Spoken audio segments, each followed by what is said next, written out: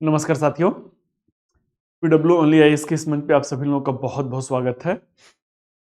आइए जो है संभव श्रृंखला में हम लोग मध्यकालीन भारतीय इतिहास की जो श्रृंखला कर रहे हैं, इसमें आज अगले चैप्टर की तरफ बढ़ा जाएगा। आज जो है चैप्टर नंबर 10 है और उसके अंतर्गत जो है उत्तर भारत में साम्राज्य के लिए संघर्ष, ये हम लोगों का जो है मुद्दा चल रहा था और उसमें अब कहाँ पे बढ़ना है, तो उसमें 1400 से 1525 ईस्वी पर हम लोगों को बढ़ना है। मीन्स कि 1400 से 1525 ईस्वी, 1398 ईस्वी में तैमूर लंग का आक्रमण होता है और उसी आक्रमण के साथ जो तुगलक वंश है उसका पतन होना शुरू होता है। और इसके साथ ही जब तैमूर लंग भारत से वापस लौट रहे होते हैं तो उन्होंने सैयद वंश के संस्थापक को सत्ता जो है सौंप करके जाते हैं। तो इस तरीके से क्या है, इस तरीके से जो है एक तरीके से विकेंद्रीकरण, डिसेंट्रलाइजेशन का दौर दिख रहा है और क्षेत्रीय शक्तियों का उदय भी हमें देखने को मिल रहा है। तो शुरू करने से पहले जो है ये मेरा टेलीग्राम लिंक है, ये आप लोगों के लिंक के डिस्क्रिप्शन बॉक्स में पिन किया गया है। आप इसे फटाफट हमारे टेलीग्राम चैनल जो है history in history by Anil sir के साथ जुड़ जाइए। वहां पर मेंस आंसर राइटिंग की सीरीज चल रहा है जिसमें मॉडल आंसर भी आपको प्रोड्यूस किया जा रहा है। समय समय पे जो हिस्ट्री से रिलेटेड करंट अफेयर्स के डेवलपमेंट हैं, आर्ट एंड कल्चर के जो करंट अफेयर्स से रिलेटेड डेवलपमेंट हैं, उन सारी चीज़ों को भेजा जाता है। इसके अलावा कुछ ऐसे हिस्ट्री के कंटेंट जिन पे थोड़ा सा आप लोगों को कठिनाई महसूस होता है, उसे सहज तरीके से आप लोगों को यहाँ पे ग्रुप में दिया जाता है। तो आज का भी जो रिलेटेड पीडीएफ है, जितना भी क्लास में हम लोग देखेंगे और जो नोट्स मेकिंग का फ्लो चार्ट है, वो भी आपको इसी चैनल पर मिल जाएगा। तो ये जो है क्यूआर कोड है, इसे आप स्कैन कर लीजिए और चैनल का नाम history in Hindi by Anil sir है। अगर उससे भी नहीं हो पा रहा है तो चैनल का लिंक पिन किया गया है डिस्क्रिप्शन बॉक्स से, आप उससे ज्वाइन कर सकते हैं। तो आइए जो है फटाफट हम लोग शुरू करते हैं। आज का जो हम लोगों का मुद्दा है, आज का जो टॉपिक है वो है उत्तर भारत में साम्राज्य के लिए संघर्ष। उत्तर भारत में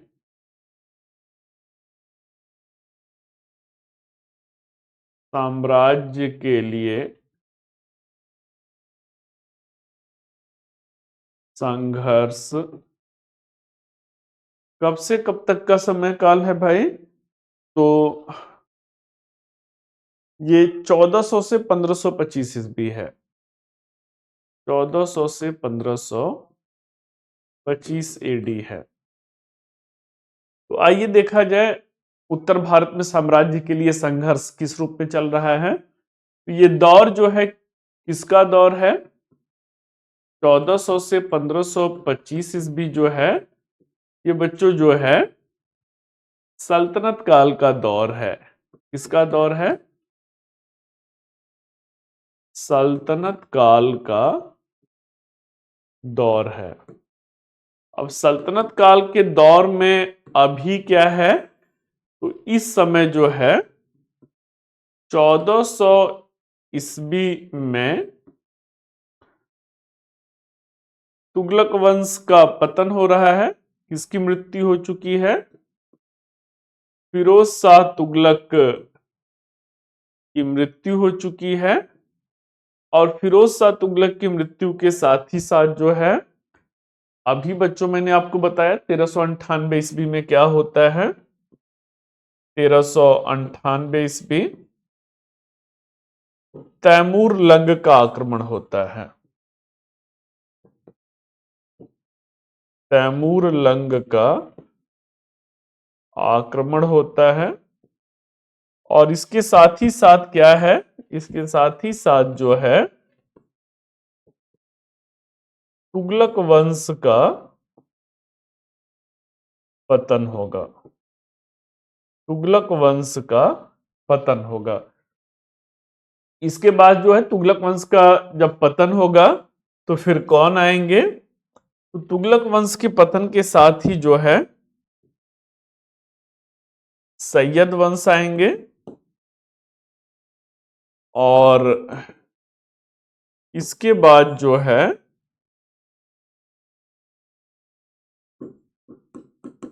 लोदी वंश आएंगे। तो सैयद वंश में कौन है? खिज्र खान है। वस्तुतः होता क्या है, तैमूर लंग जो रहता है, तैमूर लंग एक दुर्दांत आक्रमणकारी रहता है। लंग मीन्स कि ये लंगड़ा रहते हैं, दिव्यांग रहते हैं। एक दुर्दांत आक्रमणकारी रहता है। दुर्दांत आक्रमणकारी का मतलब बच्चों क्या है कि जब ये आक्रमण करता था तो मध्यकाल की जो विशेषता थी कि ये घोड़ों पर, इनकी अश्व पर निर्भरता ज्यादा था। घोड़े तेजी से दौड़ते हैं, इसलिए जो इनके आक्रमण होते थे वो बिजली की रफ्तार से होते थे। तो एक तरीके से जब घोड़े उस जमाने में आज की तरह बेटा सड़कें जो है, प्रधानमंत्री ग्राम सड़क योजना थोड़ी चल रहा था, तो वो दौर कैसा था? वो दौर ऐसा था कि कच्ची सड़कें होती थी। युद्ध के जो घोड़े होते थे उनके टाप पर जो वो लोहे का वो लगता था, खुर में जो है, जब वो तेजी से दौड़ते थे तो मिट्टी को जो है उखाड़ते थे, जो जमीन की मिट्टी है। और इससे क्या होता था, आक्रमण तो बाद में होता था। सेना बहुत दूर, तैमूरलंग की का आक्रमण जो है, मैंने अभी कहा कि बहुत तेजी से घुड़सवारों के द्वारा होता था। तो आक्रमण तो बाद में होता था। वो जो अनहोनी की आशंका होती है, आसमान में धूल के गुबार का पूरा एक बादल सा बनता था और देख करके ही एक सिहरन होने लगता था कि तैमूर लंग की सेना आ रही है। और जिस भी बस्ती पर या जिस भी क्षेत्र पर आक्रमण करते थे उसे ऑलमोस्ट नो मैन लैंड बना देते थे। नो मैन लैंड का मतलब क्या होता है? पहले के युद्धों में क्या था, प्राचीन काल में युद्ध सेनाओं के मध्य होते थे। बट अभी क्या हो रहा है, तो मध्य काल के आगमन के साथ इस्लामिक जो शासन परंपरा है उसमें एक टैक्स सिस्टम आप लोग देखते हैं। उस कर का नाम खुम्स कर है। मैंने पहले भी आप लोग को बताया था, सल्तनत काल में 4 मुख्य कर रहते हैं। जजिया है, जकात है, खराज है और खुम्स है। तो खुम्स कैसा कर था भाई? तो खुम्स जो है, और यही इनकी सफलता का बहुत बड़ा कारण भी था। मध्यकाल में इस्लामिक शासक वर्ग के सफलता का एक बहुत बड़ा कारण भी था। खुम्स जो कर होता था वो लूट में, जो जिस राज्य को हराते थे उस राज्य में खुलेआम जो है कत्लेआम और लूट किया जाता था। लूट का धन जो सैनिक होते थे वो अपने पास रखते थे। तो एक बच्चों, बचपन में आप लोगों ने प्रेमचंद की जो कहानी है, शायद आप लोग अपने भी क्लास श्रृंखला में पढ़े होंगे, नमक का दरोगा।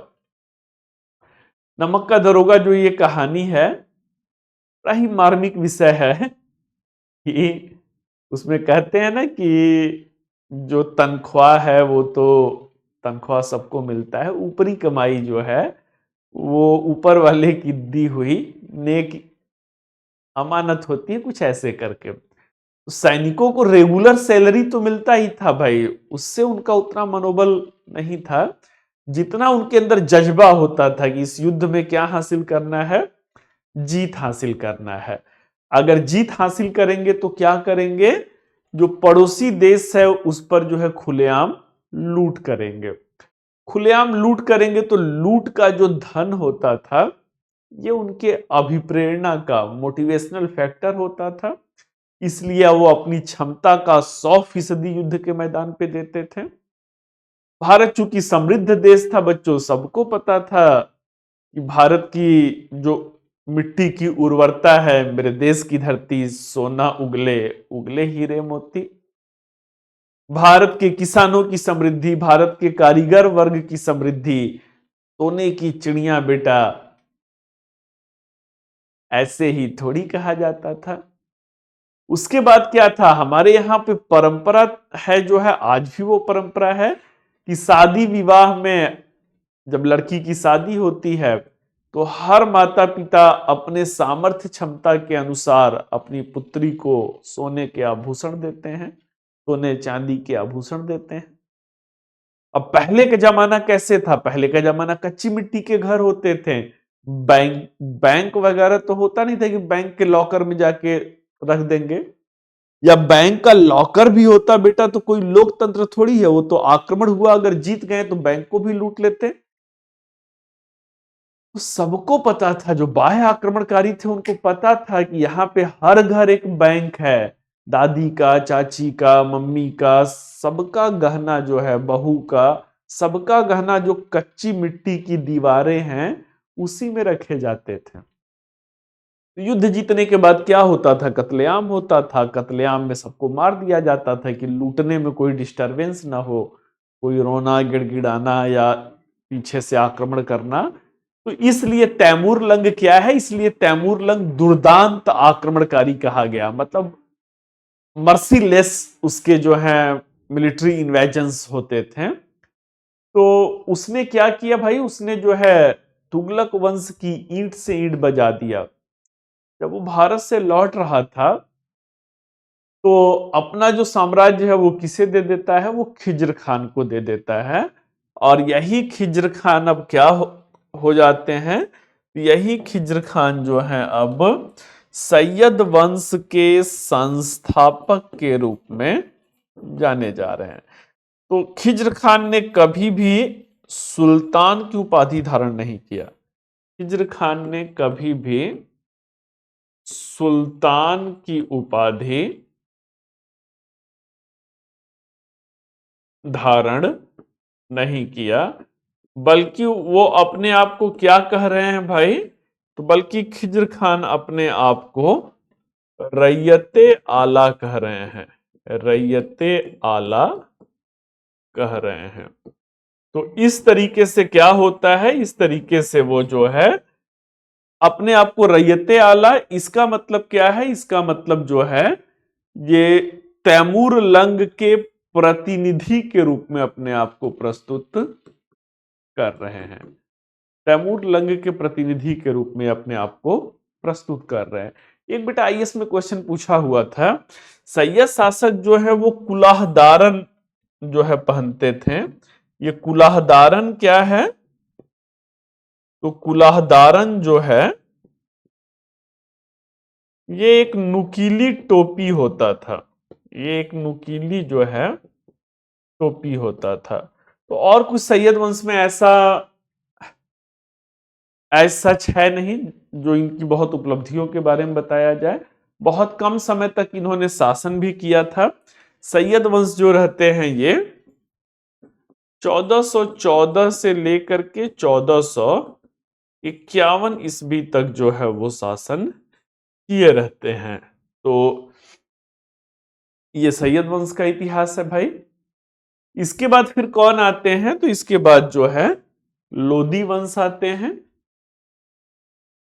लोदी वंश जो रहता है ये कब से कब तक शासन कर रहे हैं? तो ये 1451 से 1526 ईस्वी तक शासन कर रहे हैं। 1451 से 1526 ईस्वी तक शासन कर रहे हैं। लोदी वंश की क्या खासियत है? अभी तक आपने क्या देखा था?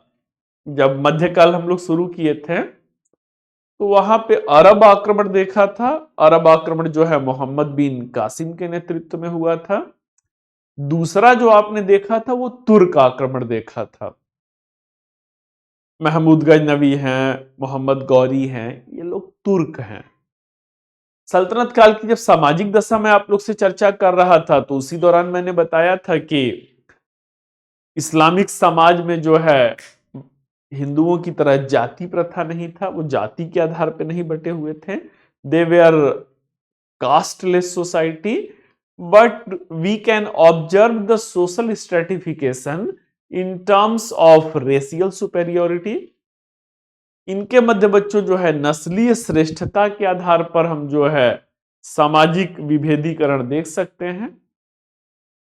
तो जैसे हिंदू धर्म में ब्राह्मण और क्षत्रिय अपनी श्रेष्ठता का दावा करते थे और वैश्य और शूद्र समाज के वंचित वर्ग के रूप में, डिप्राइव्ड सेक्शन ऑफ सोसाइटी के रूप में, वैश्य वर्ग समय समय पर अपनी स्थिति को बेहतर किया, लेकिन फिर भी वो विशेषाधिकार वर्ग में नहीं थे। विशेषाधिकार वर्ग में ब्राह्मण और क्षत्रिय ही थे। ये विशेषाधिकार विहीन वर्ग थे। वैसे ही इस्लामिक समाज में बच्चों क्या था, नस्लीय श्रेष्ठता की भावना थी। ईरानी और तुरानी नस्ल के मुस्लिम जो थे वो नस्लीय रूप से अपने आप को श्रेष्ठ दिखा रहे थे। अफगानी ग्रुप के जो मुस्लिम हैं उन्हें हेय दृष्टि से देखा जाता था। या भारत में जो converted forcefully conversion of religion जो रहता है, तो हिंदुस्तानी मुस्लिम थे, उनको भी हेय दृष्टि से देखा जाता था। खलजियों को भी हेय दृष्टि से देखा जाता था।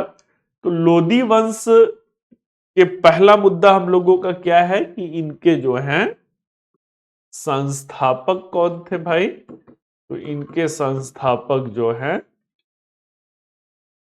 वो बहलोल लोदी रहते हैं। संस्थापक जो हैं वो बहलोल लोदी रहते हैं। अब भाई लोदी वंश मध्यकालीन भारतीय इतिहास का प्रथम कौन सा वंश है? तो ये मध्यकाल का प्रथम अफगानी वंश है। प्रथम जो है अफगानी वंश है।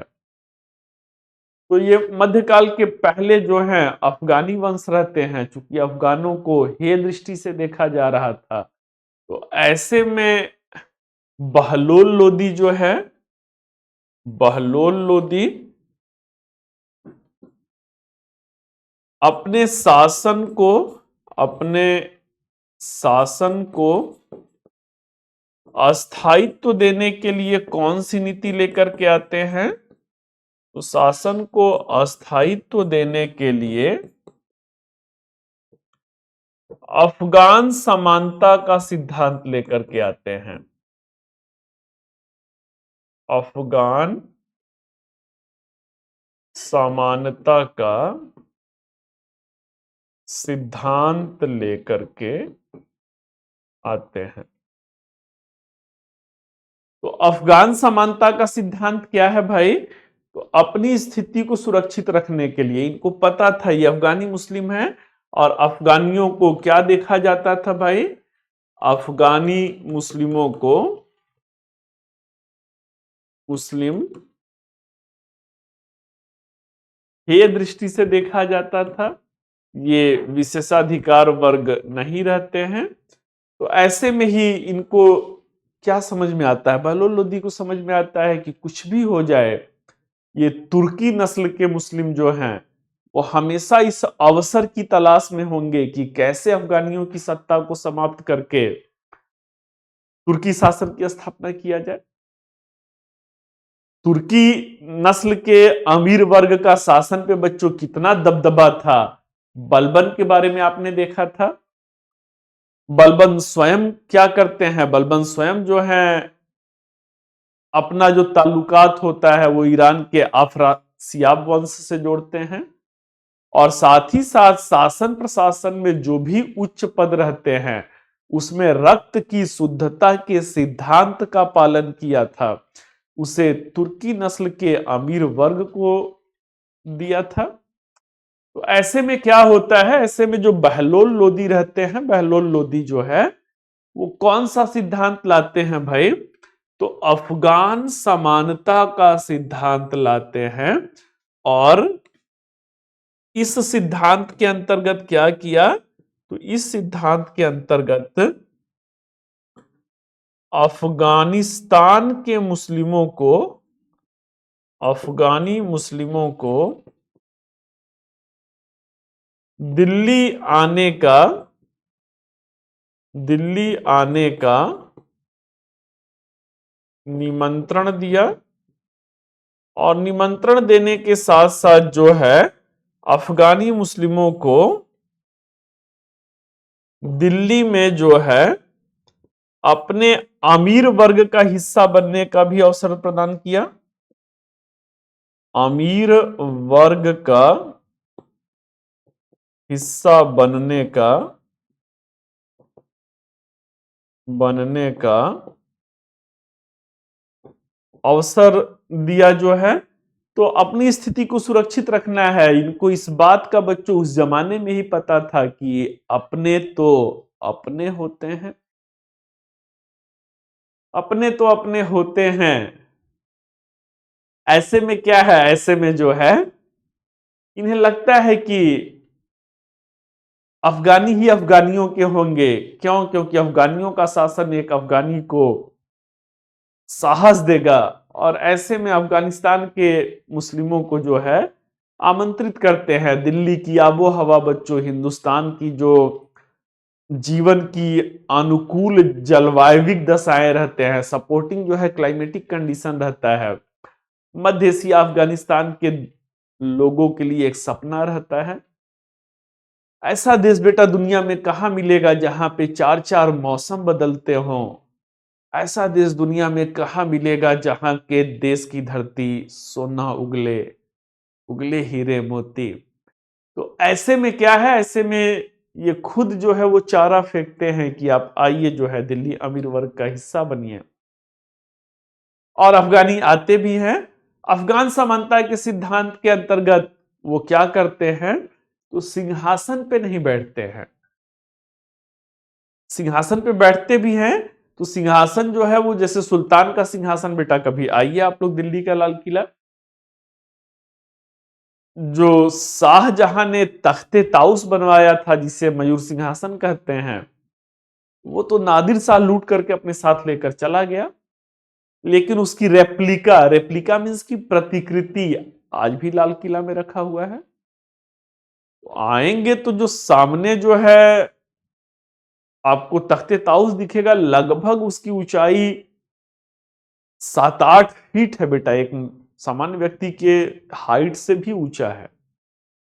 तो सुल्तान का सिंहासन जानबूझ करके ऊंचाई पे होता था, जो कि उसके विशिष्ट स्थिति को दिखाता था और साथ ही साथ सुरक्षा का भी दृष्टिकोण था भाई। तो ऐसे में क्या है, ऐसे में ये जो है ये दिखाना चाह रहे हैं कि सुल्तान भी आप अफगानियों के समान ही है। वो अपने सिंहासन को ऐसा कुछ नहीं कि बहुत ऊंचाई पे रहेगा, अन्य अमीर वर्ग या मंत्री जो है वो होगा। या तो एक परंपरा इन्होंने ये शुरू किया कि अपने अमीर वर्ग के साथ जमीन पर जो कालीन होता था उस पे बैठ करके विचार विमर्श करते थे। और निर्णय में भी ये क्या करते थे, निर्णय में भी ये अफगानियों के लिए जो श्रेष्ठ होगा उसको प्राथमिकता देते थे या बहुमत को प्राथमिकता देते थे। जैसे किसी मुद्दे मुद्दे पर अगर मान लीजिए कि जो अफगानी अमीर वर्ग बैठे हैं, बहुतायत जो निर्णय ले रहा है, अगर वही निर्णय सल्तनत के लिए श्रेष्ठ है तो बहलोल लोदी भी उसी का समर्थन करते थे। परंतु जो कुछ अफगानी उसके विरोध में थे कि नहीं ये निर्णय नहीं होना चाहिए, उनको उनके साथ अपनापन दिखाने के लिए कि हम आपके ही हित में निर्णय ले रहे हैं, अपनी तलवार को ही कहते थे कि मेरे अफगानी भाई, निकाल कर वो तलवार उनके सामने रख देते थे और कहते थे कि तनिक भी आपको लग रहा है कि मेरा निर्णय अफगानियों के खिलाफ है तो मेरे ही तलवार से मेरे ही गर्दन को कलम कर दीजिए। बहलोल लोदी ने क्या किया था भाई, तो बहलोल लोदी ने जो है इन्होंने जौनपुर की विजय किया था। जौनपुर की विजय किया था। बहलोल लोदी ने बहलोली सिक्के चलाए थे। बहलोल लोदी ने बहलोली सिक्कों का प्रचलन किया था। तो ये सारे इनके समय के जो हैं कुछ खास बातें रहती हैं। बहलोल लोदी के बाद फिर शासन सत्ता पे कौन आते हैं, तो लोदी वंश में सिकंदर लोदी आते हैं। लोदी वंश में बच्चों अगले शासक कौन है, तो अगले शासक जो है वो सिकंदर लोदी हैं। अब सिकंदर लोदी जो हैं ये कैसे शासक हैं भाई, तो ये थोड़े रेडिकल माइंडसेट के शासक हैं, कट्टर मुस्लिम शासक रहते हैं। कैसे हम कह सकते हैं भाई? तो इन्होंने क्या किया था, इन्होंने जो है जजिया कर पुनः लगाया था, जजिया कर का पुनः आरोपण किया था। तो जजिया कर के बारे में मैंने पहले भी आप लोग को बताया था कि इस्लामिक राज्य में गैर मुस्लिमों के ऊपर उनकी, या आप इस्लामिक राज्य में रह रहे हैं, उनकी सुरक्षा के बदले में यह कर लगाया जाता था। तो ऐसे में क्या था, ऐसे में एक इसका नकारात्मक चरित्र था। तो बहुत सारे शासकों ने जजिया कर को समाप्त भी किया था। जैसे अकबर आपको दिखेंगे कि अकबर ने जजिया कर को समाप्त किया था। बाद में औरंगजेब भी जो रहता है, उसकी भी कट्टर धार्मिक नीतियां रहती है, उसने जजिया को पुनः लगाया था। आगे चल करके आप जहादर शाह को देखेंगे, उसने भी जजिया कर को समाप्त कर दिया था। तो ऐसे में क्या है, सिकंदर लोदी जो रहते हैं, इन्होंने जजिया कर को पुनः लगाया था। साथ ही साथ जो है हिंदू मंदिरों को नष्ट किया था, हिंदू मंदिरों को नष्ट किया था। इसके अलावा सिकंदर लोदी जो रहते हैं, इन्होंने 1504 ईस्वी में एक नवीन शहर की स्थापना किया था, एक नवीन शहर की स्थापना किया था, एक नवीन शहर की स्थापना किया था। उस नवीन शहर का, बच्चों इतिहास में जो भी नवीन शहर कोई स्थापित कर रहा है या जो वंश की राजधानी है, उसे जरूर याद रखिएगा, खास करके छोटे वंशों का। तो इसके पहले मगध महाजनपद में राजगिरी राजधानी थी, उदयन ने पाटलिपुत्र की स्थापना किया, पाटलिपुत्र फिर राजधानी भी बना था। आगे चल करके आपने देखा था राजेंद्र चोल ने गंगईकोंड चोलपुरम नगर की स्थापना किया था। ऐसे ऐसे कोई शहर की अगर कोई स्थापना कर रहा है तो उसे आप संज्ञान में रखिएगा। तो एक नवीन शहर किसकी स्थापना किया भाई? तो एक नवीन शहर जो है आगरा की स्थापना किया, आगरा की स्थापना किया। और 1506 ईस्वी में क्या होता है? 1506 ईस्वी में यही जो आगरा है, यही आगरा जो है, यह सल्तनत की राजधानी बनती है, यही आगरा सल्तनत की राजधानी बनता है। तो इस तरीके से क्या है भाई, इस तरीके से जो है अब राजधानी दिल्ली से आगरा आ जाता है। सिकंदर लोदी जो रहते हैं गुलरुखी नाम से, गुलरुखी नाम से शायरी लिखा करते थे, शायरी लिखा करते थे। सिकंदर लोदी जो हैं, इनका ज्ञान विज्ञान में रुचि रहता है, रुचि रहता है। और इन्होंने भारत के आयुर्वेद ग्रंथों का अनुवाद फरहंग ए सिकंदरी, फरहंग ए सिकंदरी के नाम से किया था, फरहंग ए सिकंदरी के नाम से किया था। तो इस तरीके से क्या होता है, इस तरीके से जितना ये राजनीति में रुचि लेते थे, उतना ही बौद्धिक गतिविधियों में रुचि लेते थे, उतना ही कला और स्थापत्य के क्षेत्र में भी रुचि लेते थे। लोदियों के समय में ही बच्चों क्या होता है, तो लोदी वंश के ही समय में, लोदी वंश के ही समय से स्थापत्य कला के क्षेत्र में, स्थापत्य कला के क्षेत्र में दोहरी गुंबद का निर्माण होना शुरू हुआ। दोहरी गुंबद का निर्माण कार्य शुरू हुआ। दोहरे गुंबद का निर्माण, डबल डोम जो टेक्निक रहता है, आगे चल करके उसका श्रेष्ठ नमूना जो है आगरा के ताजमहल में दिखेगा। दोहरा गुंबद बच्चों अगले चैप्टर में आप देखेंगे। तो दोहरा गुंबद का कॉन्सेप्ट कुछ यूं होता था कि पहले कोई भवन है तो इस भवन के ऊपर जो है ऐसे करके गुंबद होता था।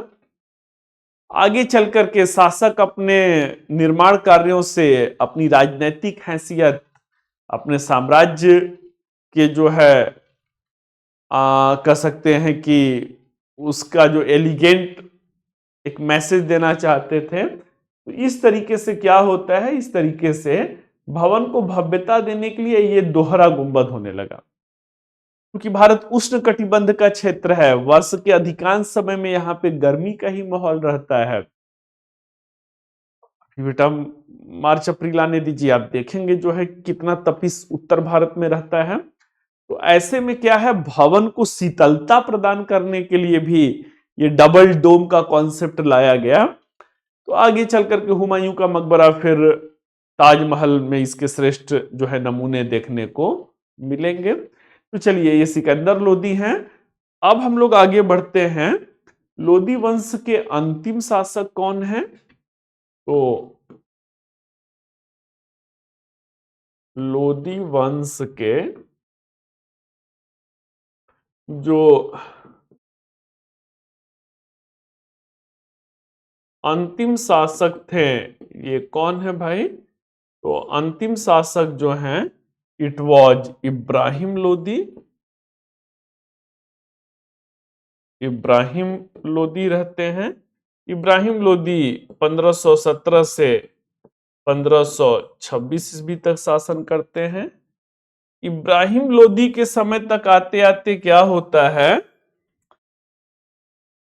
जो लोदियों का अफगान समानता का सिद्धांत है, अफगान समानता का सिद्धांत ये कमजोर पड़ गया था। ये कमजोर पड़ गया था और इसी के साथ इब्राहिम लोदी के कई सारे विरोधी उभरते हैं भाई। इनके कई सारे विरोधी उभरते हैं। इन विरोधियों में कुछ अपने भी रहते हैं, जैसे कि दौलत खां लोदी हैं, आलम खां लोदी हैं। आलम खां लोदी हैं। और यही विरोधी क्या होते हैं, यही विरोधी जो हैं लोदी वंश के पतन का कारण बनते हैं। यही विरोधी जो हैं लोदी वंश के पतन का कारण बनते हैं।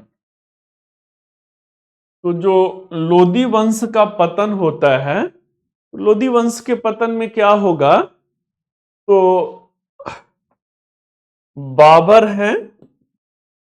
बाबर की बच्चों जो एक आत्मकथा है, बाबर की अपनी जो है आत्मकथा है। ये तुर्की भाषा में इनकी आत्मकथा रहती है। नाम क्या रहता है, तो नाम जो है तुज़्के बाबरी रहता है। तुज़्के बाबरी रहता है। तो तुज़के बाबरी ग्रंथ में बाबर ने क्या कहा, तो इन्होंने कहा कि भाई इन्हें दौलत खां लोदी ने जो है भारत पर आक्रमण के लिए आमंत्रित किया था।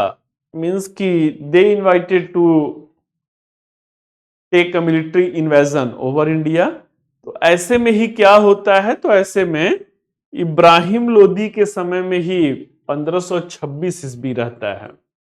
1526 ईस्वी का पानीपत का प्रथम युद्ध होता है। पानीपत का जो प्रथम युद्ध होता है इसमें कौन रहता है?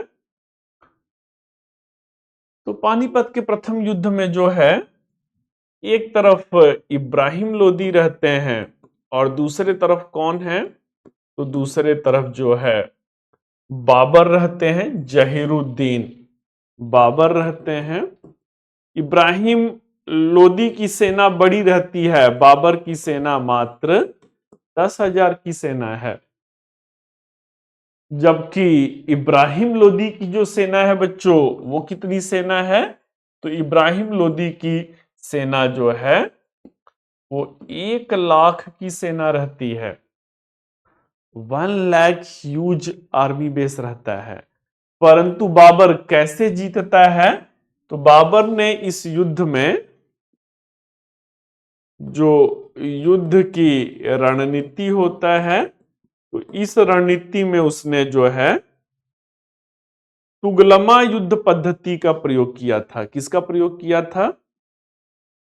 तुगलमा युद्ध पद्धति का प्रयोग किया था। साथ ही साथ उसने क्या किया था? तो साथ ही साथ उसने जो है तोपों को सजाने की रूमी विधि का प्रयोग किया था। रूमी विधि का प्रयोग किया था। तो जो तुगलमा युद्ध पद्धति है, ये कैसी युद्ध की रणनीति थी भाई कि मात्र 10,000 ने 1 लाख को हरा दिया? तो इसमें बच्चों एक युद्ध का मैदान होता था। युद्ध का मैदान जो है, सपोज दैट कि ये जो है युद्ध का मैदान है।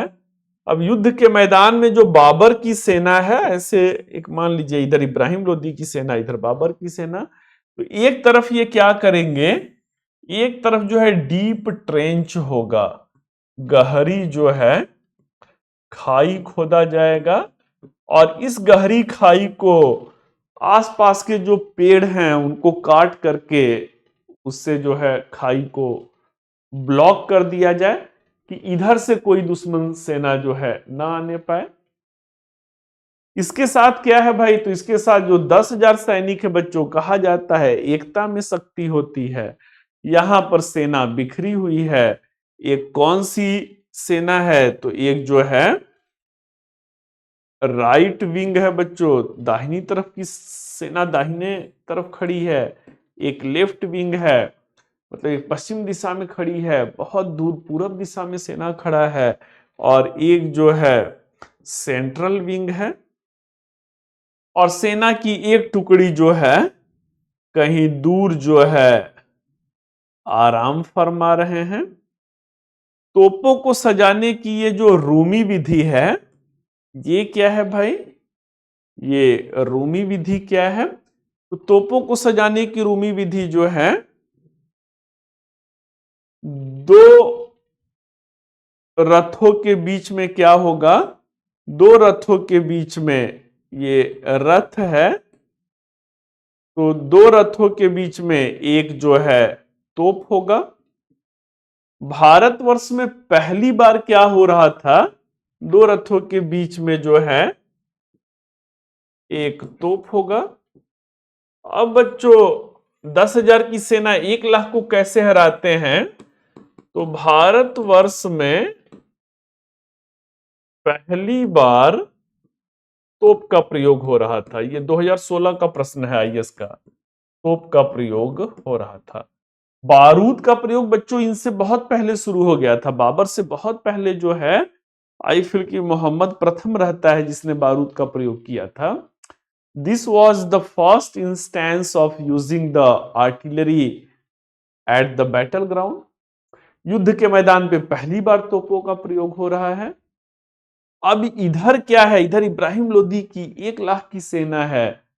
पहले बच्चों जो है राजा बहुत ही महत्वपूर्ण युद्धों में जाया करता था। 1 लाख की भारी भरकम सेना, इब्राहिम लोदी को आमंत्रित किया जाता है कि आप आइए, युद्ध जो है चंद घंटों में ही समाप्त हो जाएगा। क्यों? क्योंकि बाबर की उम्र भी ज्यादा नहीं रहती है। तो कहा जाता है कि नौसिखिया टाइप का लड़का आया हुआ है और सेना उसकी बिखरी हुई है, बहुत कम सेना भी है। परंतु बच्चों क्या होता है, वही होता है जो मंजूरे खुदा होता है। तो मुद्दे की बात क्या है? मुद्दे की बात जो है कि जब तोप के गोले आग बरसना शुरू करते हैं, ऐसे में पहली बार तोप चल रहे हैं, जहां पे आग के गोले ये गिरते हैं वहां पे कई सौ को एक साथ में मार रहे हैं। इब्राहिम लोदी की सेना जो रहती है, हाथियों पे निर्भरता ज्यादा रहता है। अब हाथियों को बेटा आग का गोला लगेगा, या तो मरेंगे या तो तिलमिला करके। अपनी ही भारी भरकम सेना रहती है, 1 लाख की सेना है, इन्हें ही कुचलना शुरू करते हैं। तोप के गोले जब पूरे अपने फुल फ्लेज में आग बरपा रहे थे, वैसे में ही जो ये आराम कर रही सेना है, ये आती है और इन्होंने क्या किया? इन्होंने पीछे से आक्रमण किया, पीछे से आक्रमण किया। ऐसे में बच्चों कहावत वही हो जाता है, आगे पहाड़ और पीछे खाई वाली कहावत हो जाता है। और इस तरीके से क्या होगा? इस तरीके से इब्राहिम लोदी जो है मध्यकाल का पहला शासक होते हैं, मध्यकाल के प्रथम शासक, जिनकी मृत्यु कहां पे हुआ? जिनकी मृत्यु युद्ध के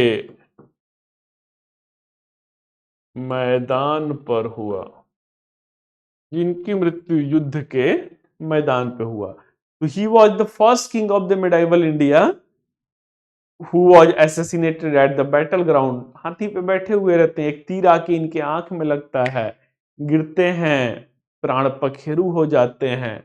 और प्राण पखेरु होने के साथ ही बच्चों क्या होता है? तो इसी के साथ जो है लोदी वंश समाप्त होता है, लोदी वंश समाप्त होता है।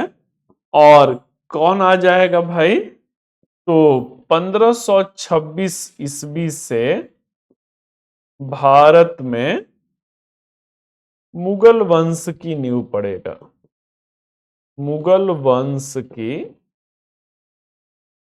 स्थापना होगा। तो चलिए बच्चों, यहीं पे आकर के आपका चैप्टर जो है, जो सेंट्रल वो है, तो सत्ता पलट हो जाएगा।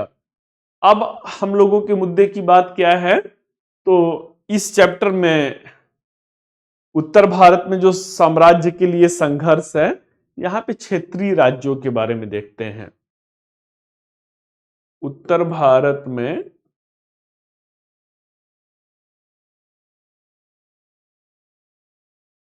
साम्राज्य के लिए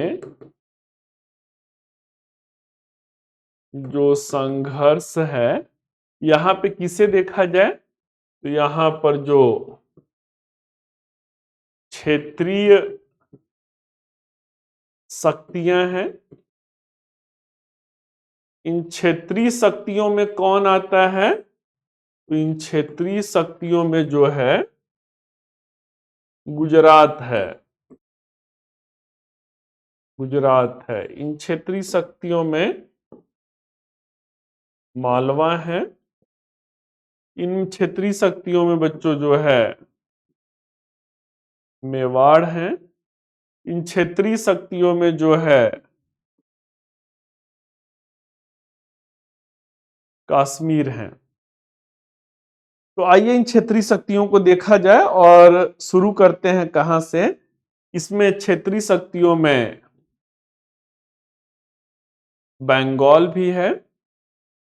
तो आपको वो याद होगा, तुगलक वंश आपको याद होगा। तुगलक वंश में मोहम्मद बिन तुगलक रहते हैं, उनके समय में कुल 36 विद्रोह हुआ था। और इन 36 विद्रोहों में अधिकांश जो है स्वतंत्र हो गए थे। तो उसी कड़ी में क्या होता है, इलियास खां के अधीन जो है, बंगाल से ही शुरू करते हैं।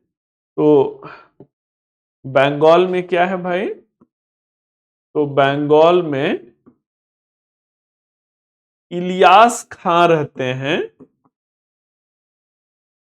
इलियास खां के नेतृत्व में बंगाल जो है वो स्वतंत्र हो जाता है। मींस की सल्तनत से, दिल्ली सल्तनत से वो अलग हो जाते हैं और इनकी सीमा में तिरहुत, चंपारण और गोरखपुर का क्षेत्र आता है। इलियास खां के बंगाल के स्वतंत्र सीमा में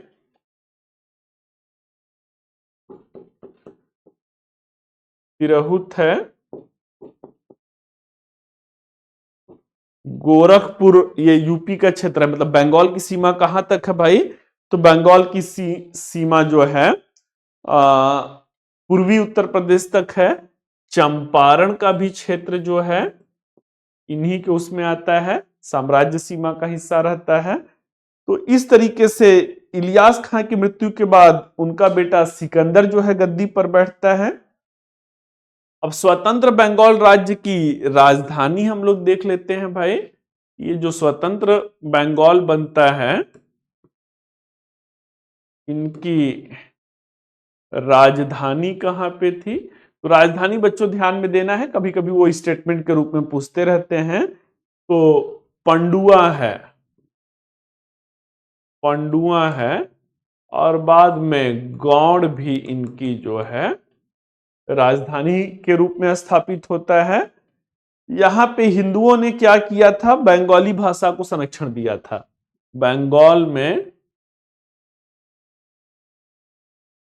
हिंदुओं ने बंगाली भाषा को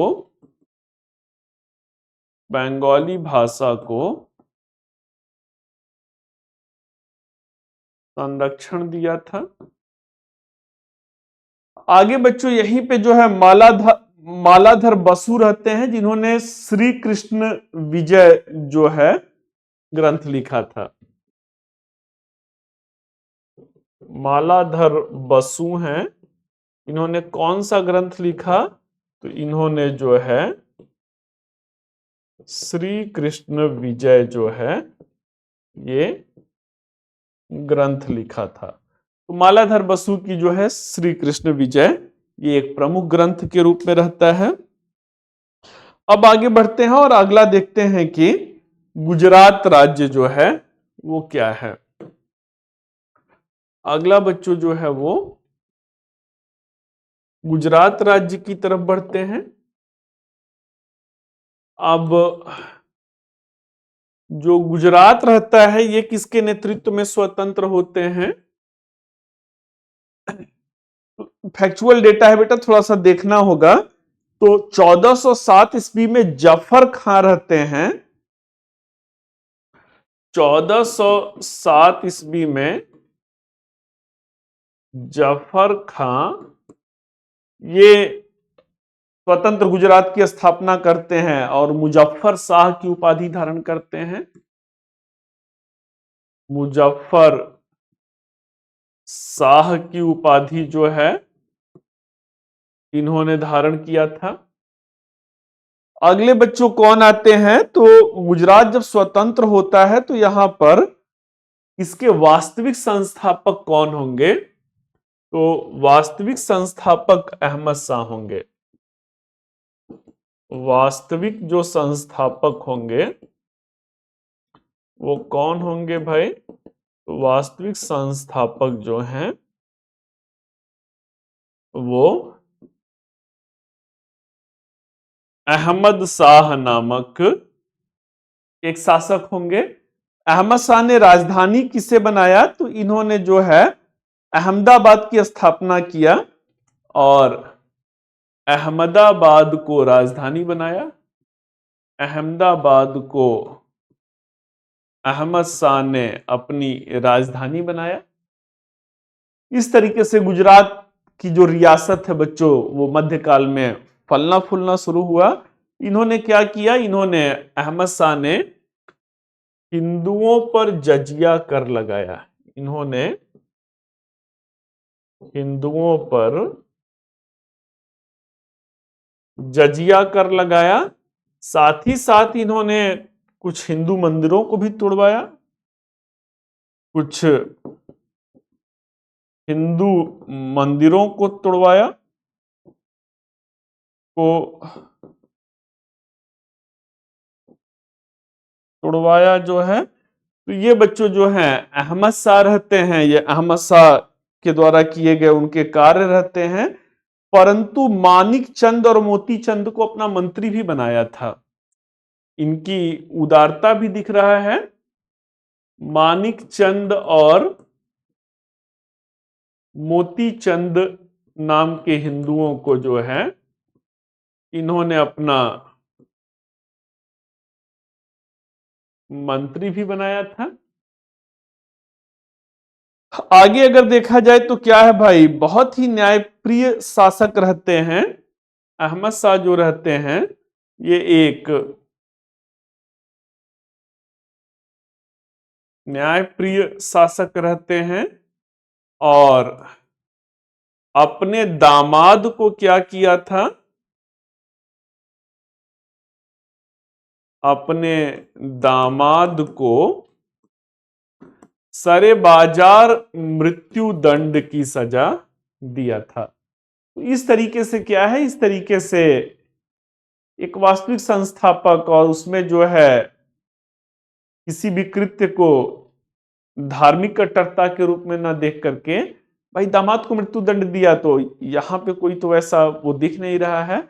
अगर जजिया लगाया तो हिंदुओं को अपना मंत्री भी नियुक्त किया हुआ था। अहमद शाह ने किसकी विजय किया था, तो अहमद शाह ने झालावाड़ है, झालावाड़ है, बूंदी है, डूंगरपुर है, डूंगरपुर जैसी राजपूत रियासतों की विजय किया था। तो गुजरात के साथ साथ इन्होंने अपने साम्राज्य सीमा का विस्तार जो है कहां पे किया, तो इन्होंने जो है राजस्थान तक किया। इन्होंने हुशंग शाह को बंदी बनाया। इन्होंने मालवा के शासक हुशंग शाह को हुशंग शाह को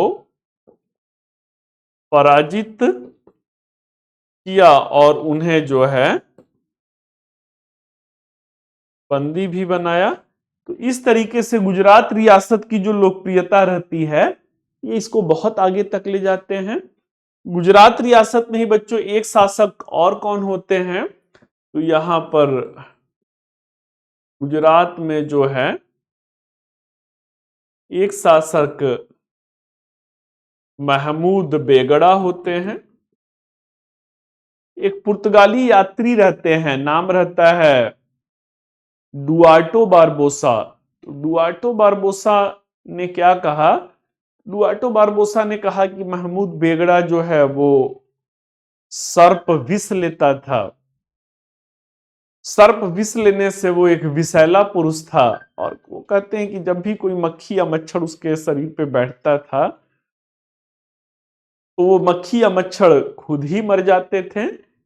इस तरीके से बड़ा ही एक तरीके से फनी या एक तरीके से एस्टोनिशिंग जो है इंस्टेंसेस जो है पुर्तगीज ट्रेवलर महमूद बेगड़ा के बारे में हमें बताते हैं। महमूद बेगड़ा 1459 से 1511 ईस्वी तक शासक रहा। ये 1459 से 1511 ईस्वी तक शासक रहा और इसने किसकी विजय किया, तो इसने जो है गिरनार और काठियावाड़ की विजय किया। काठियावाड़ की विजय किया। और इस विजय के साथ ही क्या होता है, इस विजय के साथ ही सिंध के रास्ते उसके लिए खुल जाते हैं। सिंध का भी बच्चों जो डेल्टा रहता है, सिंधु नदी डेल्टा बनाती है, बड़ा ही उर्वर क्षेत्र, जैसे सुंदरबन डेल्टा, गंगा नदी जो है। सिंध क्षेत्र का बंदरगाह भी व्यापारिक दृष्टिकोण से बहुत ही महत्व रखता था। तो इस रूप में महमूद बेगड़ा की ये जो दो विजय रहते हैं वो बहुत ही महत्वपूर्ण रहते हैं। इसने एक नवीन शहर मुस्तफाबाद की स्थापना किया था। महमूद बेगड़ा ने एक नवीन शहर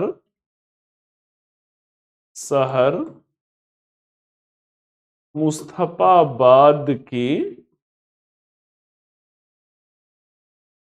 स्थापना किया था। तो ये जो है महमूद बेगड़ा के अपने कार्य रहते हैं। इनके समय में दरबारी कवि उदयराज रहते हैं। महमूद बेगड़ा के समय में जो है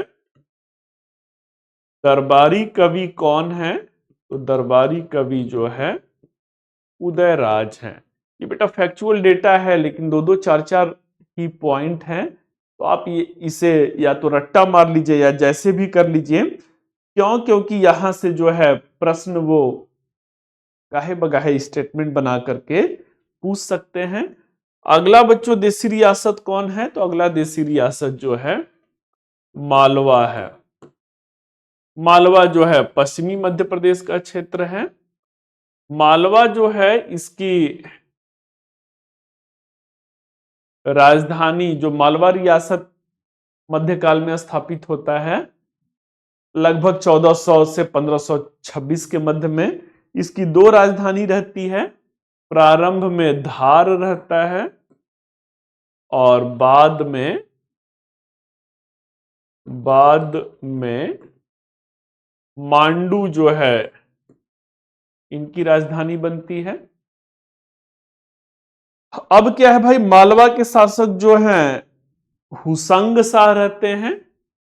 हुसंग शाह, अभी आपने देखा था कि गुजरात के शासक अहमद शाह ने उन्हें पराजित किया था।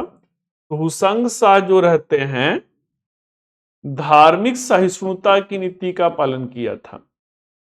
धार्मिक सहिष्णुता की नीति का पालन किया।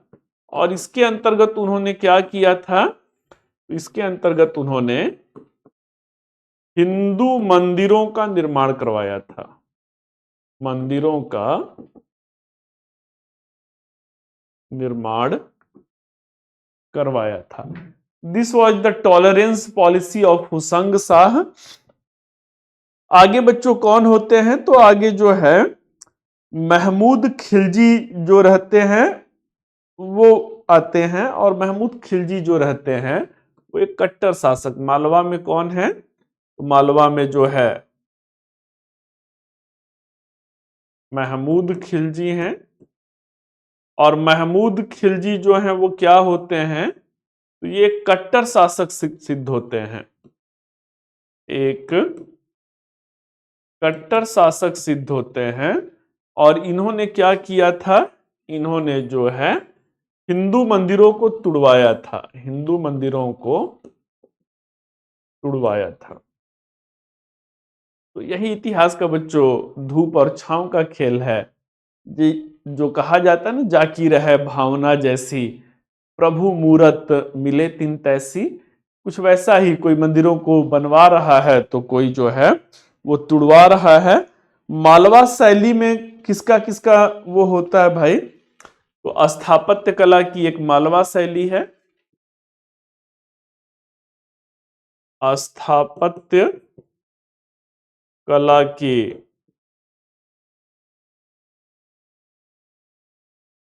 मालवा शैली है।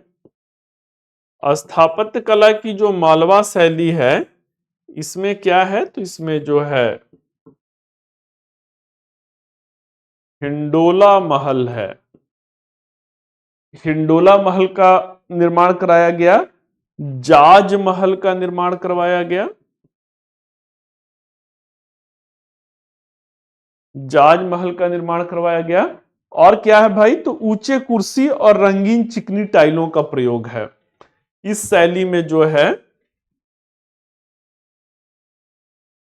ऊंचे कुर्सी और रंगीन टाइलों का प्रयोग किया जा रहा है। तो ये बच्चों मालवा की कहानी है। इसके बाद फिर कौन आते हैं, तो इसके बाद जो है मेवाड़ रियासत आती है। मेवाड़ रियासत जो है राजस्थान में आता है। मेवाड़ रियासत बहुत पहले ही अस्तित्व में आ जाता है भाई। अगर मेवाड़ रियासत की बात किया जाए तो लगभग 8वीं शताब्दी में ही बच्चों ये अस्तित्व में आ जाता है। 8वीं शताब्दी में ही अस्तित्व में आ जाता है। कौन रहते हैं, तो बप्पा रावल रहते हैं। 8वीं शताब्दी में बप्पा रावल रहते हैं, जिन्होंने मेवाड़ की स्वतंत्र रियासत की नींव रखी थी। बाद में यहां पे कौन आते हैं, तो यहां पर जो है चौहान वंश आ जाता है। चौहान वंश आ जाता है। इसी में आगे चलते हुए बच्चों कौन आते हैं, तो इसी में जो है चित्तौड़ पर रावल रतन सिंह आते हैं। चित्तौड़ क्षेत्र पर जो है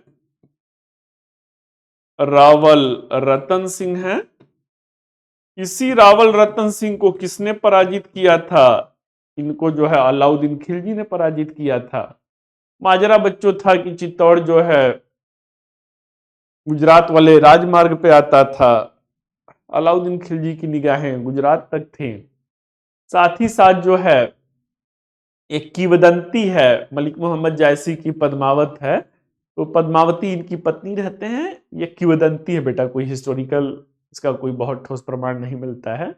हाँ, इतना अवश्य है कि इस युद्ध में राजपूतानियों ने सामूहिक रूप से जौहर किया था। चित्तौड़ को जीतने के बाद जो है खिजराबाद नाम रखे थे। ये सब कहानी मैंने अलाउद्दीन खिलजी में आप लोग को बताया हुआ था। अगले कौन आते हैं भाई, तो हमीर देव आते हैं। मेवाड़ में जो है हमीर देव आते हैं। हमीर देव ने क्या किया, तो हमीर देव ने मेवाड़ से चौहान वंश को समाप्त किया। हमीर देव जो रहते हैं चौहान वंश को समाप्त किया। चौहान वंश को समाप्त किया और किसकी नींव रखिया, तो सिसोदिया वंश की नींव रखा। सिसोदिया वंश की नींव रखा। ये क्या है भाई, ये इनके जो है अपने हमीर देव के जो है अपने इनिशिएटिव्स हैं। अब बच्चों यहां पे कौन आते हैं, तो अगले जो आते हैं शासक वो राणा कुंभा हैं। अगले शासक जो आते हैं वो राणा कुंभा हैं। राणा कुंभा जो रहते हैं, इनका मेवाड़ का इतिहास बड़ा ही गौरवमयी इतिहास के रूप में रहता है। राणा कुंभा 1433 से 1468 तक शासन करते हैं। 1433 से 1468 ईस्वी तक शासन किया। तो इस तरीके से क्या होता है, इस तरीके से जो है राणा कुंभा ने कई सारे विजय किया हुआ था। इनके विजय में मेवाड़ को मध्य भारत का राज्य बनाने का श्रेय जो है इन्हीं को दिया जाता है। इन्होंने कीर्ति स्तंभ की स्थापना किया था। कीर्ति स्तंभ की स्थापना किया था। कीर्ति स्तंभ की स्थापना बच्चों क्यों किया था, तो इन्होंने जो है मालवा के शासक को हराया हुआ था। साथ ही साथ जो है मेवाड़ के 84 दुर्गों में से इन्होंने 32 दुर्गों का निर्माण करवाया था। मेवाड़ के 84 दुर्गों में से 32 दुर्गों का निर्माण इन्होंने करवाया हुआ था। अगला जो है इन्हीं के द्वारा कीर्ति स्तंभ के साथ साथ जो है कुंभलगढ़ का किला जो है इन्होंने वो किया था। कुंभलगढ़ का किला जो है राजसमंद में है, इसका निर्माण कराया था। और चीन की दीवार के बाद बच्चों दुनिया का सबसे बड़ा जो है किला के रूप में इसको जो है श्रेय प्राप्त है। तो लगभग 84 किलोमीटर में इस किले का जो है अपना विस्तार है। तो ये राणा कुंभा रहते हैं। इनके पौत्र कौन है भाई? तो इनके पोते जो हैं, इनके पौत्र जो हैं वो राणा सांगा रहते हैं। राणा सांगा के बारे में बच्चों क्या बताया जाए? अपने जीवन में कुल 100 युद्ध लड़े, 100 युद्ध में अपवाद में भी कोई युद्ध नहीं हारा था। जो बाबर से पहले जो इनका खानवा का युद्ध था उसके पहले ये कोई भी युद्ध अपवाद में नहीं हारे थे। शरीर का कण कण जो है वो वीरता की गवाही देता था। एक पैर नहीं था, एक आंख नहीं था, शरीर पे पूरा शरीर जो है युद्ध में घाव के निशान से भरा हुआ था। इन्होंने स्वयं जो है मालवा के शासक को पराजित किया और इसके साथ साथ जो है घटोली के युद्ध में जो है इन्होंने इब्राहिम लोदी को पराजित किया था। घटोली का युद्ध 1517 ईस्वी में। केंद्रीय सत्ता को हराना बहुत बड़ी बात है। इब्राहिम लोदी को पराजित किया था। अगला जो है बयाना के युद्ध में, बयाना के युद्ध में बाबर की सेना को पराजित किया। बाबर की सेना को पराजित किया था।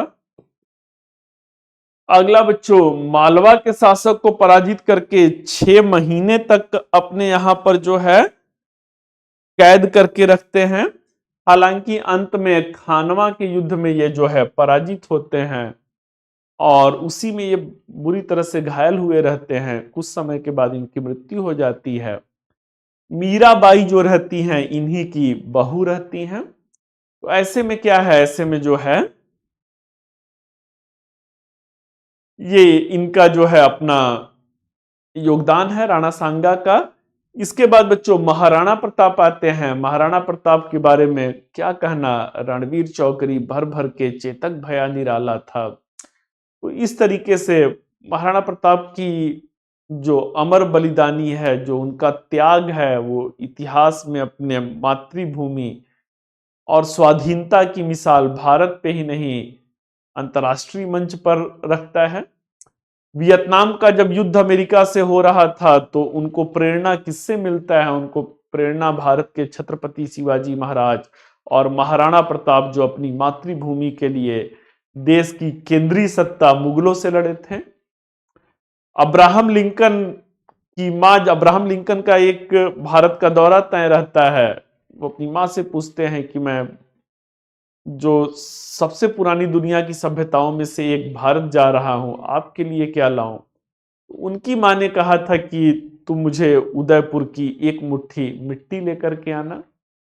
तो अमेरिका का राष्ट्रपति चौंकता है भाई कि एक मुट्ठी मिट्टी का क्या होगा। तो कुल मिलाकर के बच्चों इनकी जो मातृभूमि के लिए स्वाधीनता का जो प्रेम है वो भारतवर्ष ही नहीं बल्कि अंतर्राष्ट्रीय समुदाय को भी प्रेरित करता है।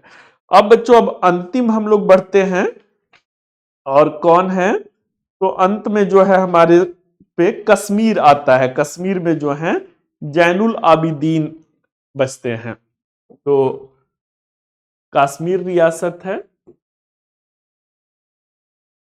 कश्मीर रियासत जो रहता है यहाँ पे कौन है, तो यहाँ पे जैन उल आबिदीन मिलेंगे।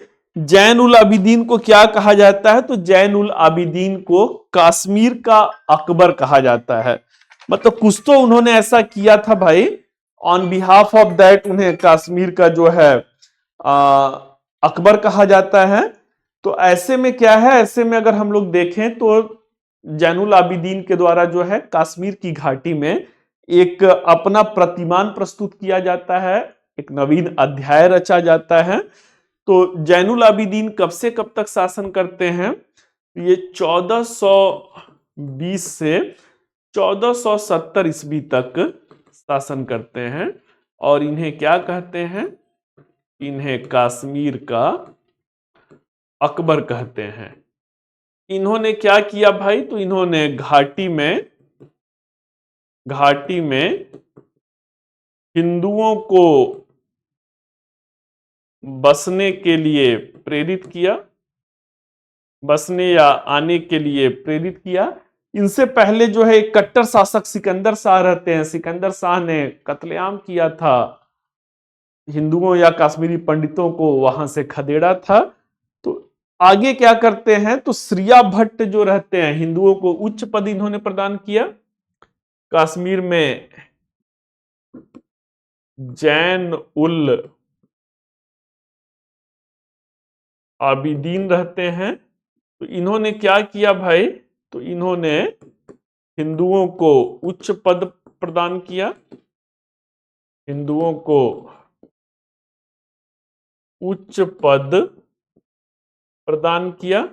और इसके अंतर्गत कौन आते हैं, तो इसके अंतर्गत जो है श्रिया भट्ट को इन्होंने क्या किया, श्रिया भट्ट को अपना जो है न्याय मंत्री बनाया था।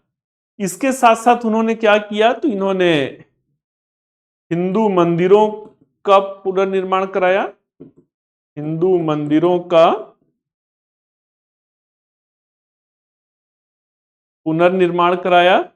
मंगोल आक्रमण से अपने क्षेत्र की इन्होंने सुरक्षा किया था। तो ये भी इनका जो है एक इनिशिएटिव रहता है। बागवानी खेती जो है, जैनुल आबिदीन जो रहते हैं बागवानी खेती को बढ़ावा देते हैं, कागज निर्माण को जो है बढ़ावा दिया, कालीन उद्योग को इन्होंने जो है अपने यहां पर बढ़ावा दिया। इस तरीके से जो कुशल कारीगर वर्ग रहते हैं, जिल्दसाजी निर्माण उद्योग को इन्होंने बढ़ावा दिया। तो ये इनके अपने बच्चों जो हैं योगदान है। सबसे बड़ा योगदान क्या है भाई, तो जैनुल आबिदीन ने गौ हत्या और जजिया कर पे प्रतिबंध लगा दिया, जजिया कर पर प्रतिबंध लगाया। This is all about of this unit right now. जो है in a very holistic way we did cover to this chapter. Let's meet in the next one in next week. Stay tuned with the PW Only IS. Wish you all the best. Thank you.